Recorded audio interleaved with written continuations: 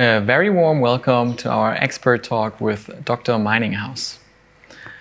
Welcome. Hello, nice to meet you, Mr. Schmidt. It's a pleasure. Dr. Meininghaus, you are responsible for regulatory affairs at Ottobock since February 2019.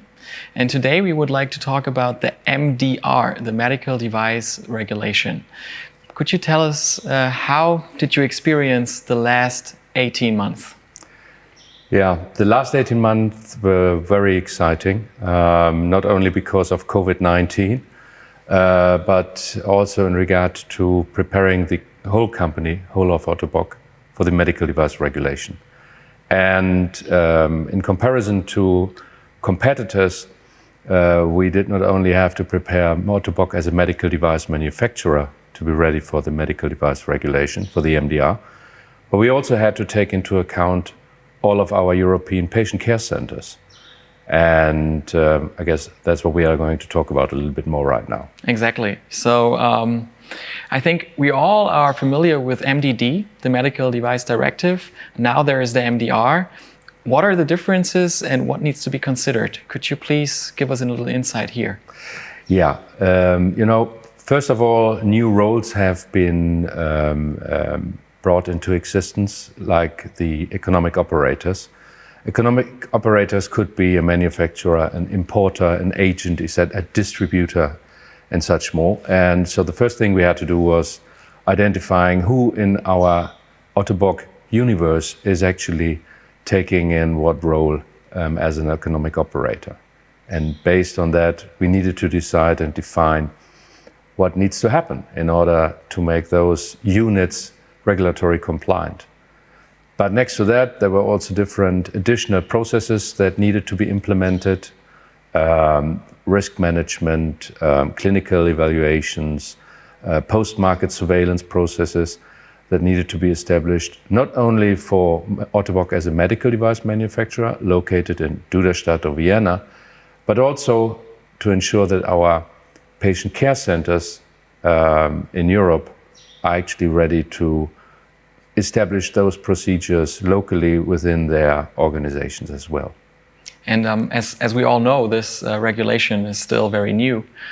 Is everything set in stone when it comes to those features and regulations that are now out there? Well, I think the delay of 1 year for the MDR was also a good thing, because not everything is put in stone right now. There is still just to name some of it, the question of the final design for the medical device MD logo, which has not been released yet.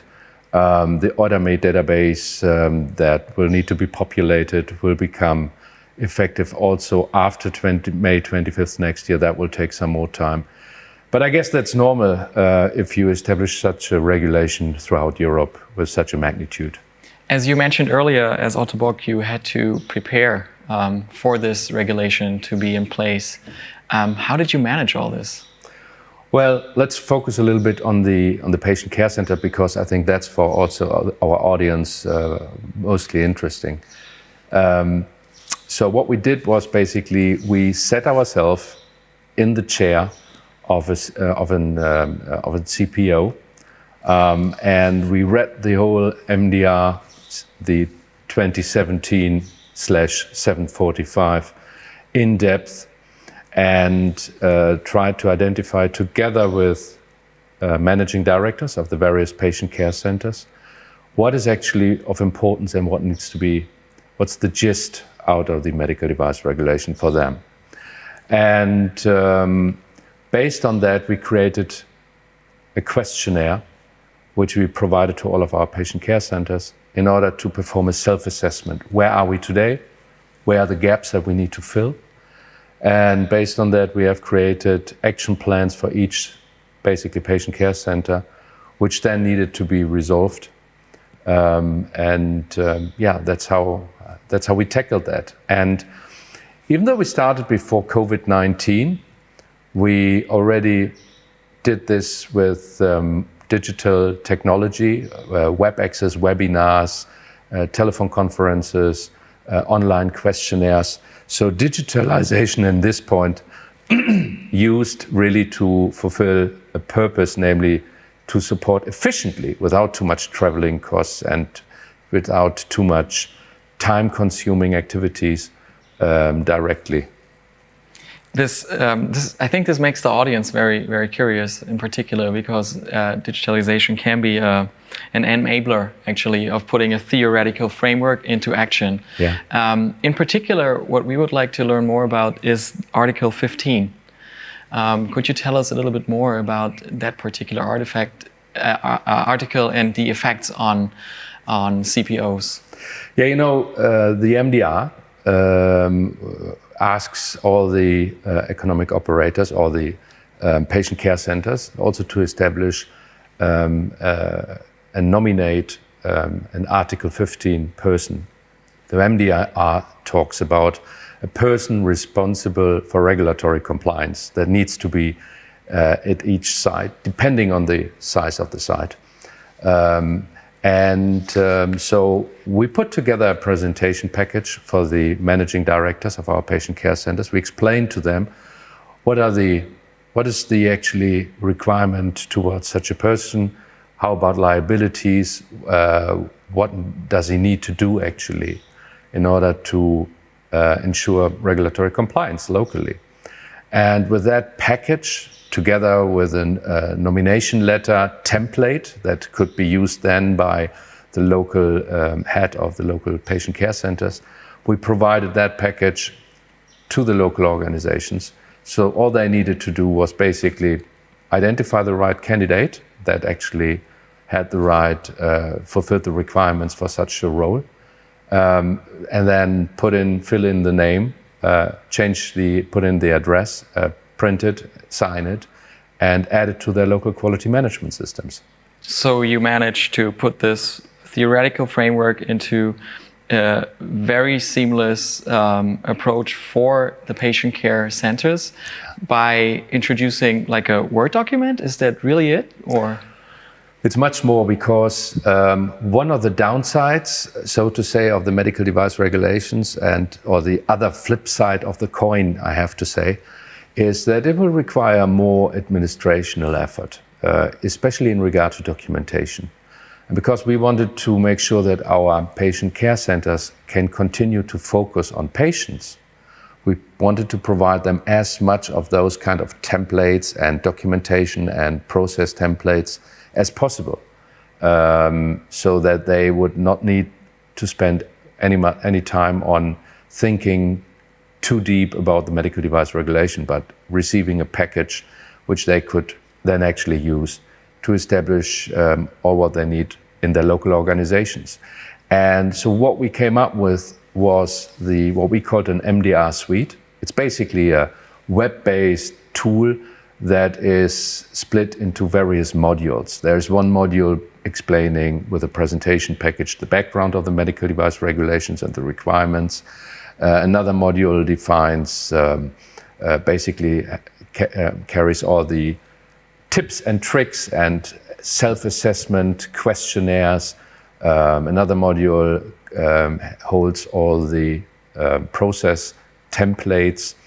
And then we have a configurator which is product-based and which allows, depending on the application area, to basically have access to all the right documentation which you need in order to document a compliant fitting session with your patient.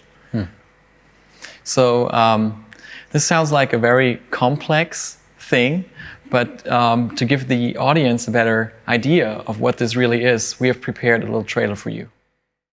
Following the publication of the Medical Device Regulation 2017/745 MDR, orthopedic technology operations need to meet the corresponding requirements by May 25, 2021. MDR Suite is here to help you. Aside from general information about the law, the MDR Suite start page provides you with an overview of relevant annexes. They are particularly important for operations that provide treatment for their patients with individually fabricated devices. The MDR describes various economic operators. They are involved in the broad process for the treatment of patients with medical devices. You will find a description of roles for the various economic operators under Which roles are relevant. The person responsible for regulatory compliance, PRC, distributor, and manufacturer are explained here, among others. A decision tree helps you to identify your role. It is also available for download. Checklists are provided for select roles. Save these locally to use them for an internal status review.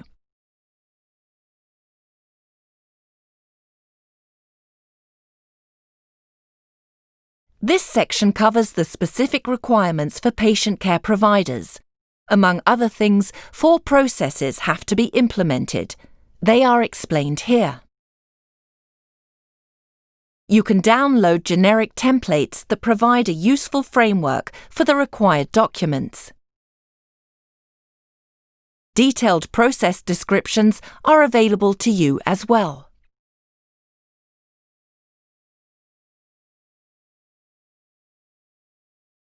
The question of what technical documentation is required for a custom device is answered here.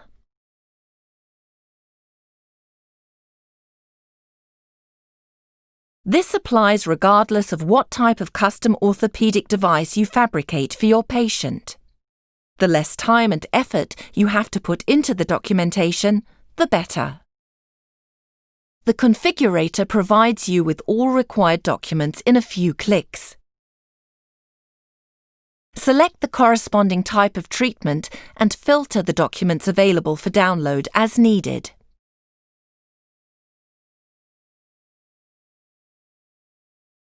Here you will find pre-filled templates for the required processes.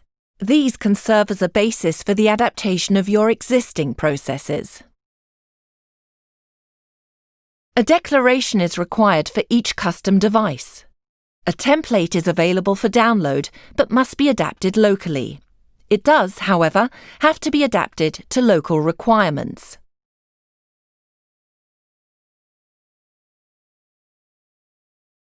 For Ottobock products and components, you are provided with the corresponding declarations of conformity and instructions for use.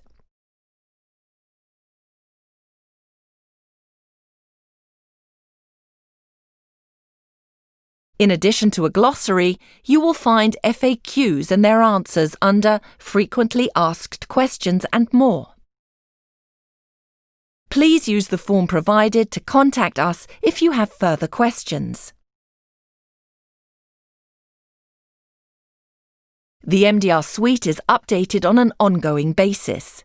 In particular, the configurator will provide further product-specific information for you going forward. Wow. This seems like a very pragmatic translation of regulatory requirements into a practical and easy-to-use solution for businesses. You are totally right. That's the result if you perform digitalization not for the sake of digitalization, but with a purpose. And speaking of that purpose, I think what the audience is very interested right now is who can use this tool? Is this only for Ottobock, or are you going to open it up to the whole European branches? In the beginning, when we started this, it was only meant to be for Ottobock, for the Ottobock organization. But during the last couple of months, we decided that it's so strong and so helpful that we want to help the whole industry, and will offer that widely to all the sites in Europe and all our customers in Europe. And if you want to learn more about it, feel free to contact your Ottobock contact person, your sales rep, or contact your local headquarter organization from Ottobock. Wow. Thank you very much, Dr. Meininghaus. I hope you enjoyed our little expert talk here. Thank you very much, Mr. Schmidt.